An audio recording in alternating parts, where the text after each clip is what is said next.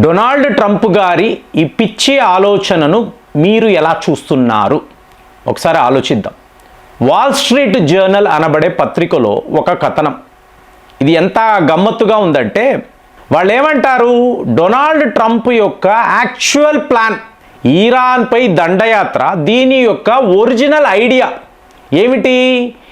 ఇరాన్లో ఉండే enriched uranium 450 kilograms.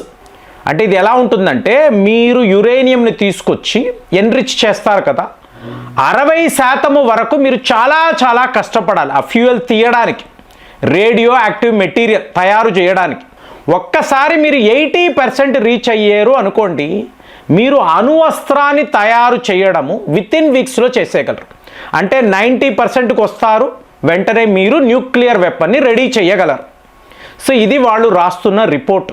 కాబట్టి ఇవాళ డొనాల్డ్ ట్రంప్ గారి బృహత్తరమైన ప్లాన్ ఏమిటి? మేము మా సైనికులను ఇరాన్లోకి పంపించి ఎక్కడైతే ఎన్రిచ్డ్ యురేనియంని వీళ్ళు దాచిపెట్టారో దానిని చోరీ చేసి మళ్ళీ అమెరికా తీసుకురావాలి. సో అప్పుడు ప్రపంచానికి ఈయన చెప్తారు, చూసారా, ఇరాన్ వద్ద ఉండే ఎన్రిచ్డ్ యురేనియంని మేము అమెరికా తీసుకువచ్చేసాము, ఇక వీళ్ళు అణువస్త్రాలు తయారు చేయలేరు, ఈ ప్రపంచము చాలా సేఫ్గా ఉంటుంది అంటే విలన్ అనుకునే అమెరికన్స్ ఒక్కసారిగా డొనాల్డ్ ట్రంప్ని, ఆహా నువ్వు గ్రేట్ హీరోరా అని అనాలి. ఇది ఇతని ఆలోచన. ఇది ఎంత పిచ్చిగా ఉంది మీరు చెప్పండి. ఎలాంటి ఒక ప్రణాళిక వేశాడు? ఇప్పుడు మీరు చెప్పండి ఫ్రెండ్స్, 450 కిలోగ్రామ్స్ ఉందండి, ఓకే, ఇరాన్లో. ఇప్పుడు దీన్ని వీళ్ళు తీసుకెళ్ళిపోయారు. ఇప్పుడు ఇరాన్ వెనుక ఉండే రష్యా వాళ్ళ దగ్గర 4600 టన్నుల ఎన్రిచ్డ్ యురేనియం ఉంటుందండి. ప్రపంచంలో ఎవరి వద్ద ఇంత యురేనియం ఉండదు. మరి రష్యా తలుచుకుంటే ఇది ఎంతసేపు అండి? ఇరాన్ ఒక అణువస్త్రాన్ని తయారు చెయ్యాలని రష్యా వాళ్ళని అడిగితే గత 5 ఏళ్ల నుంచి రష్యాకు సపోర్ట్గా ఉన్నారు కదా. సో వీళ్ళు అడిగే డ్రోన్లంతా తయారు చేసి పంపిస్తున్నారు కదా ఇరాన్ వాళ్ళు. అయ్యా మాకు ఒక న్యూక్లియర్ వెపన్ చాలు, మీరు యురేనియం పంపించండి అంటే రష్యాకి ఇది ఒక పనా చెప్పండి? సో మీకు రష్యా ప్రభుత్వం ఇదే అంటుంది, నువ్వు వాళ్ళ సుప్రీం లీడర్ను హతం చేశావు. అది జరిగిన తరువాత కూడా ఇరాన్ ఎటువంటి ప్రతీకారము తీర్చుకోకూడదు అంటే ఇది జరిగే పనేనా? సో ఖచ్చితంగా వాళ్ళు న్యూక్లియర్ వెపన్స్ తయారు చేస్తారు, అవసరమైతే మీ మీద వాడతారు. ఇది రష్యా వాళ్ళు చెప్తున్నారు. ఏముందండి, ఇప్పుడు వీడు అమెరికా వాడు తన డెల్టా ఫోర్స్ని పంపిస్తాడు వెనెజులా టైప్లో. సో వీళ్ళ బిల్డింగ్ మీద, అంటే ఇప్పుడు ఇరాన్ యొక్క ఎన్రిచ్డ్ యురేనియం అంతా టనల్స్లో ఉంటాయండి, అక్కడ దాకా వెళ్ళడం అంత ఈజీ కాదు. మోరోవర్ 450 కిలోగ్రాములు అన్నప్పుడు ఒక 100 గ్రాములు ఒక దగ్గర, ఇంకొక 100 గ్రాములు ఇంకొక దగ్గర, ఇలా కూడా చేయొచ్చు కదా. వాళ్ళు తలుచుకుంటే దీన్ని ఎలాగైనా కూడా వాళ్ళు మ్యానిపులేట్ చేయొచ్చు. మీరేం చేయగలరు? మీరు ఉత్తినే ఎయిర్ స్ట్రైక్స్ చేస్తూ ఉంటారు, అంతే కదా. సో ఇప్పుడు ఒకవేళ ఇలా చేయబోతున్నారు, ఇది జరగబోతుందని ఇరాన్ వాళ్ళు సెన్స్ చేశారు అనుకోండి, రష్యా నుంచి ఒక విమానం వస్తుంది, నైట్ వస్తుంది, మొత్తం ఎన్రిచ్డ్ యురేనియంని ఆ విమానంలో పెడతారు, నేరుగా వాళ్ళు రష్యా తీసుకెళ్ళిపోతారు. కానీ వీళ్ళకి చెప్పరండి, అవును ఇరాన్లోనే ఉంది, నువ్వు వెతుక్కో, ఇవన్నీ చెప్తారు. సో వీళ్ళ సైనికులు వచ్చిన తరువాత ఒకేసారి వేసేస్తారు. అంటే యుఎస్ ట్రూప్స్ని అంతా కూడా మీకు గుత్తులుగా వీళ్ళు లేపేస్తారండి. అప్పుడు పరిస్థితి ఏంటి? సో ట్రంప్ తన వైట్ హౌస్లో కూర్చొని ఇలాగ అడ్డదిడ్డంగా ఆలోచించవచ్చు, కానీ అక్కడ పోయేది సైనికుల ప్రాణాలే కదా. ఇప్పుడు ఇజ్రాయెల్ బెంజమిన్ నెతన్యాహు గారు చెప్తున్నారు, ఇది ప్రపంచానికే ప్రమాదం, ఇరాన్ వద్ద ఉండే ఈ యురేనియం రేపు ప్రపంచానికే ముప్పు. సరే అన్నారు కదా, మరి మీ దగ్గర 90 న్యూక్లియర్ వెపన్స్ ఉన్నాయి కదా, మీరు ప్రమాదము కాదా? అందుకే వీళ్ళు ఏమంటారండి, యూరోప్ అనేది పువ్వుల తోట, మీకు ఆసియా ఖండం అంతా కూడా అడవి, అక్కడ నివసించే వాళ్ళ అడవి మృగాలు. ఇదే వీళ్ళ మైండ్ సెట్, మనల్ని కూడా కలుపుకోనే. ఇప్పుడు బెంజమిన్ నెతన్యాహు గారు యూరోపియన్ వ్యక్తా లేదా ఆసియా ఖండానికి చెందిన ఆయన మనకు తెలియదు, మనకు చాలా క్లోజ్ ఫ్రెండ్. అయినా కూడా అమెరికా అన్నప్పుడు, అమెరికాకు సపోర్ట్గా నిలబడినప్పుడు ప్రతి వాళ్ళు యూరోపియన్స్ లాగే ఆలోచిస్తారు, అవునా? సో అలాంటప్పుడు ఈయన ఏమంటున్నారు, ఇరాన్ ఈ ప్రపంచానికి ప్రమాదము.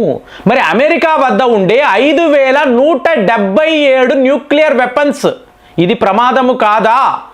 హిరోషిమా నాగసాకి సంగతి ఏమిటి? నిజంగా ఒక దేశం మీద అణువస్త్రము వాడిన దేశము అమెరికానే కదా. మరి వీళ్ళు ప్రమాదము కాదా? ఇరానే ఇవాళ ప్రమాదం అయ్యిందా?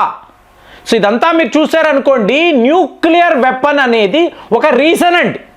వీళ్ళకి ఇరాన్ కావాలి, చాలా పెద్ద దేశము, మీకు ఎటు చూసినా కూడా ఆయిల్ ఫీల్డ్స్, రిఫైనరీస్ ఇవన్నీ ఉండడంతో వీళ్ళ దృష్టి అక్కడ పడింది. వెనుజులా కన్నా పొటెన్షియల్ మార్కెట్. సో ఈ స్ట్రైట్ ఆఫ్ హార్మస్ని మనం కంట్రోల్ చేయగలిగితే, నిన్న ఒక మిత్రుడు పెడుతున్నారు, అప్పట్లో ఈజిప్టులో ఉండే సూయజ్ కెనాల్ ఇది ఎవరిది? యూకే ఇది మాదే అని ఈజిప్ట్తో యుద్ధము చేశారు. కానీ ఎవరూ కూడా యూకే వెర్షన్ని నమ్మలేదండి. అంటే మీ అధికారము పోయింది, you are no longer a global power అనేది ప్రపంచానికి చెప్పడం. మరి ఇవాళ అమెరికా పరిస్థితి అదే కదా. సో ఇలాగ ఎన్నో సందర్భాలు ఉన్నాయి. వియత్నాం వారు కూడా మాట్లాడాం. వియత్నాం అనబడే దేశము 20 ఏళ్లుగా అమెరికాకు లొంగలేదండి. సో పోయింది కదా వాళ్ళ పవర్. అయినా కూడా ఇవాళ ఇరాన్ మీద యుద్ధం అని చెప్పి వీళ్ళు ఇలా ఆలోచిస్తున్నారు. ఇప్పుడు స్ట్రైట్ ఆఫ్ హార్మస్ వద్ద అమెరికా యొక్క పెత్తనమే లేదు. అమెరికా ఓడలు ఒక్కటి కూడా మేము రానివ్వమని చెప్పి ఇరాన్ వాళ్ళు చెప్తున్నారు. ఏం చెప్తున్నారు? ఈ దారిలో ఇక మీదట మేము టోల్ ఫీ అనేది కలెక్ట్ చేస్తాము, సెలెక్టెడ్ కంట్రీస్ని మాత్రమే అలో చేస్తాము. సో అలాంటప్పుడు అమెరికా, ఇజ్రాయెల్, యూరోప్కి సంబంధించిన ఒక ఓడ కూడా ఇటు రానివ్వము. ఇప్పుడు అమెరికా ఏం చేస్తుంది? అమెరికా సామ్రాజ్యము ఏం చేయగలదు అంటే వాళ్ళు కుప్పకూలిపోయారనే కదా అర్థము.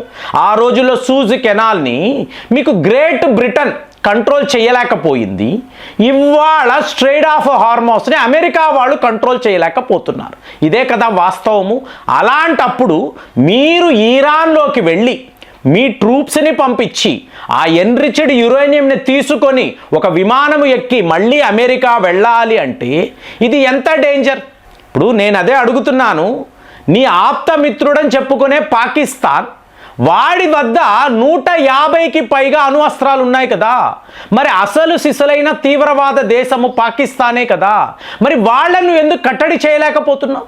వాళ్ళ ఆయుధాలని తీసుకొని ఎందుకు అమెరికా వెళ్ళడం లేదు? అడిగితే మొత్తం దాని మెయింటెనెన్స్ మేమే చూసుకున్నాం. ఏంటి? భారత్ను భయపెట్టడం. చూడు, పాకిస్తాన్ వద్ద కూడా న్యూక్లియర్ వెపన్స్ ఉన్నాయి. ఒకవేళ రేపు ప్రమాదం అంటే నీపై కూడా వాడతారు కదా. సో ఈ చెక్ పెట్టడానికి కిరాణా హిల్స్ వద్ద అణువస్త్రాలను వాడు దాచిపెట్టాడండి. సో అలాంటప్పుడు ఎవరు ప్రమాదము? పాకిస్తానా, ఇరానా? పాకిస్తానే కదా. రేపు తీవ్రవాదుల చేతుల్లో ఒక 10 న్యూక్లియర్ వెపన్స్ ఇచ్చి భారత్ మీద మీరు ఇలా దాడులు చెయ్యండి అంటే ఎవడిదండి బాధ్యత? సో ఇదంతా మీరు చూసారనుకోండి, న్యూక్లియర్ వెపన్స్ అనేది ఒట్టి ఒక కారణం అండి, అంతే తప్ప. ఇప్పుడు ట్రంప్ టోటల్గా అప్రూవల్ రేటింగ్స్ పడిపోయాయి. అమెరికన్స్ ఇతను వద్దునే వద్దు అంటున్నారు.